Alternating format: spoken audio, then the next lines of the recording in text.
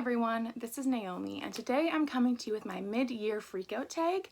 I've seen quite a few people do it, and I really enjoy watching them to see where everyone's at in their year and where they're wanting to go and all the things they're interested for. So I figured I'd do it and let you know my goals as I just started my channel. So here we go. The first question is the best book you've read so far this year.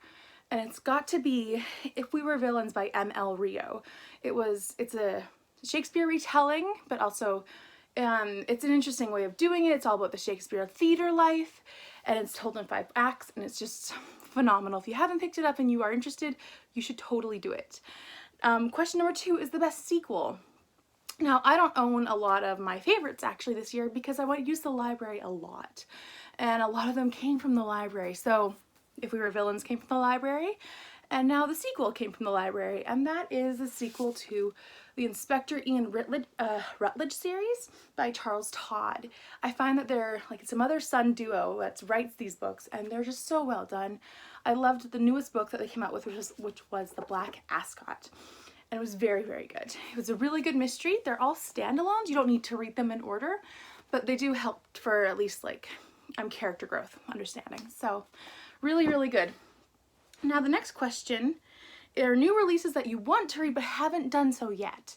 Now, I have 2 of them and I want a third. So I'll just show you what I have. The first one is The Silent Patient, and I do not know how to pronounce his name, and nobody else seems to either. I'm gonna go with Alex Michaelides. That's how I'm gonna go with for now. I've heard it's really good and I don't know anything about it, so I'm interested. The next one is The Huntress by Kate Quinn. I read the Alice Network last year and I can't believe I haven't read this yet. It's been out since February and I'm like, why haven't I finished or even picked up the book yet? The next one, it just came out more recently, but it's The Island of Sea Women by Lisa C. So this is one I read and loved of hers, but I just haven't managed to pick up a copy yet of The Island of Sea Women, and I also haven't just had the time yet, so really hope to pick up that one soon. The next one is most anticipated for the rest of the year. So I took a look at what everyone's coming out with, and I saw that Ruth Ware has a new one coming out, and I'm really excited to try it. I read 2 of her books and thought they were really good, and I want to read more from her. So I'm really excited for her new one. That's coming out in September, I believe. And then the other one is, let me just see what I wrote down. Silka's Journey by Heather Morris. Now this one, she's the author of The Tattooist of Auschwitz, and it was so good. And then this one, the second one, comes out in October, and it's going to follow, if you've read it, the girl who has hair for the majority of it, like the girl who's central to the plot with hair. So that's her, and it's going to follow her story, and I really want to see what that story is. So the next question is the biggest disappointment of the year so far. Now, I like to read a good, clean Christian, or not necessarily Christian, but clean romance. It's really kind of like an easy read. It's something I can easily pick up. And so I found a copy of the second book in the Hawkins Brothers by Susan Gable, and I loved it. If there was a little bit of sex, but I could skip over it and I was fine, and I really enjoyed the rest of it. So I bought the other 2 books in the series thinking it's gonna be the same, and then they just had more. So it wasn't bad, like story-wise, it wasn't bad plot-wise. It was just really disappointing what the expectations that I walked into it with, and to find that it wasn't as clean as I had hoped. Now the next one is the biggest surprise. So what shocked you that you loved so much? And that has got to be Percy Jackson. I was like, oh, it's middle grade, it's fantasy, it's like, but it's perfect. I really love it, and I'm currently reading the sequel, the second one, The Sea of Monsters, with my cousins, and so it's taking us some time to get through it, and that's fine. It's good to like enjoy at the time of while reading it, but this one definitely shocked me of how much I really loved it. The other one that really surprised me was Prairie Fires. Now, Prairie Fires is a biography book. It's like 600 pages, but 200 pages of those are like footnotes kind of thing, of Laura Ingalls Wilder, her life. So it's about like her childhood and her parents and her heritage, and then going on through her marriage, and then how she started writing books.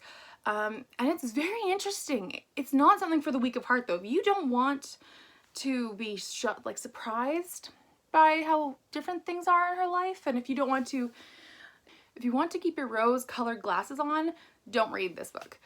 Because it definitely opens up all the dirty closets, all the dirty laundry in their lives. It shows everything. It shows Rose as she really was. It isn't biased at all. It was very well balanced in research. So it's not, if you want to keep your childhood memories of Little House on the Prairie strong and completely wholesome, don't pick up Prairie Fires by Carolyn Fraser. But I suggest you do if you want to have a true history, because it was a phenomenal nonfiction. The next question is your favorite new author. So this year I joined the Betsy Taste Read Along by Maud Hart Lovelace, and I couldn't put it down. I've been reading a book each month and I am loving it. I think she's a phenomenal writer, and I can't believe I didn't read her before in my life. The other author that I have recently fell in love with this year is Jamie Jo Wright. Now, she's only written like 4 books, but this is her newest release, which I haven't read yet, so spoilers for upcoming. And she's written, The House on Foster Hill was amazing, and I got it from the library as well. And I just wanted to read everything she writes. So she's really great. The next question is your newest fictional crush. So I have to go back to Joe and from Betsy Tacy series. I just think he's so spoon-worthy. All of the high school years, I was like, come on, you got to recognize the diamond in front of you. So I love Joe. The other literary crush I could have, these are more people that I feel like, oh, you just deserve all the romance and happiness in the world, or you just deserve to have someone to be loved. And that would be Theo from The Last Time I Lied by Riley Sagar. Now this one is Theo is one of the camp workers, if you want to call him that, at the camp where these girls go missing. And I just felt like the whole time he was getting a bad rap, and he shouldn't have been. I felt like I was rooting for him the whole time and saying, no, he's not bad. He's a real sweetheart. So I loved him. The next one is a book that made you cry. Now this one, I don't really cry in books, but I tend to cry in books where there's like cancer or a really sad death. But also ones where there's just a real emotional journey. So I had to pick with The Storied Life of A.J. Vickery. Now this I've talked about before, and it's told in like a short story collection of his life, where it's kind of like a book, and then it goes on to the next chapter, and then you read like the next little story, and then so on and so forth. And he's a bookstore owner, and he's curmudgeon, and he's very grumpy, but he's so lovable. And the whole thing starts with him finding this girl in his store, and he has to figure out what to do with her, and then suddenly he starts taking care of her and raising her, and it's so sweet. I really do love this one. It's already on my top 10, as I made a video of my top 10 favorites, so I'll link that below. But yeah, really, really good. The next question is a book that made you laugh. Now, I find a lot of nonfiction that are read by its authors to be really hilarious, especially when it's about like kind of a memoir or a time of their life. And so I listened to As You Wish, which is the making of The Princess Bride, the movie. And it was by Cary Elwes. I want to say that's how his last name is pronounced, but I could be completely wrong. And he wrote this book about his time on the set as the Man in Black. And it's very, very good. I really enjoyed it, and there were cameos from other people on set in the audiobook. It was just so good. And if you're gonna pick it up, you gotta listen to it instead of like reading it, because it was perfection, and it really gave insight into the behind the scenes of the movie. It was great. So the next question is a beautiful book. So I'm going to show you 3 books that I picked up over the last year, which I think all have really beautiful covers. So the first one is Watching You by Lisa Jewell. I did enjoy this book, not on my favorites list, but did enjoy. And I love how the font is just so big and bold, and how it really kind of introduces the plot of the book from the cover. The next one is Becoming Mrs. Lewis. And this one looks really interesting to me just with the backing and the time era. I really love this. It really seems like it's set appropriately for C.S. Lewis kind of era. The other one is Love and Luck by Jenna Evans Walsh. I think these are so simplistic. Her Love and Gelato cover is also beautiful as well, but I don't have a copy of that.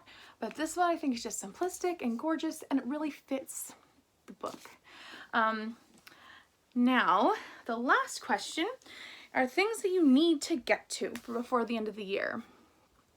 So, let's see what I have. I have the Little House on the Prairie series. I'm currently in the middle of this one, and I hope to finished it maybe by the end of the month. I think I have it on audiobook and I'm really enjoying them that way, but I hope to finish this series before the end of the year. The next one is a Tessa Afshar, and it's The Thief of Corinth. I've had this for like a year now, and I really want to read it, and now it's going to be a priority for the end of the year, I believe. The last one, the last one is this one, which I already held up, The Curse of Misty Wayfarer by Jamie Jo Wright, because I can't believe I haven't read this yet, along with my other anticipated books. So those are all of the books for the mid-year freakout tag. Now, on to my goals. So in this part of the video, I'm going to talk about my goal section that I have for the next 6 months. I am trying to read one Shakespeare play a month, and I am doing okay with it. I need to catch up a little bit, but I'm on track. The next one is I'm trying to read one Agatha Christie a month, and so that one I'm also on track for. And then I'm trying to complete a Goodreads challenge of 150 books. Now, as of today, hours of filming, I have finished 96 books. So, not too bad. 54 books left in the year, and I think I can knock it out. I won't change my goal, though, because I just feel like I'm not doing it for a competition's sake, but it's nice to see the stats. Also, I am trying to do Goodreads challenges every quarter. So at this point, I have succeeded in doing that, and I will be doing more. I'm part of the Reese Witherspoon unofficial book club group on Goodreads, and so I'm trying to also participate in their monthly challenges if I can. Aside from that, yearly goals wise, I'm trying to read a lot more big books, especially big classics. I'm in the middle of my second for the year, so I'm failing a little, but I hope I can pick it up and read at least a couple more before the end of the year and make it maybe 5 total for the year.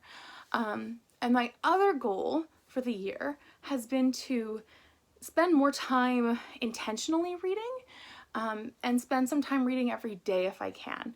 So I'm not succeeding completely at it, but I feel like I'm doing much better now that I'm tracking it in my bullet journal. So yeah, thanks for watching. I hope that you have enjoyed this video, enjoyed this tag. Please let me know if you've done this tag. I'd love to go and watch it, and I hope to see you next time. Bye!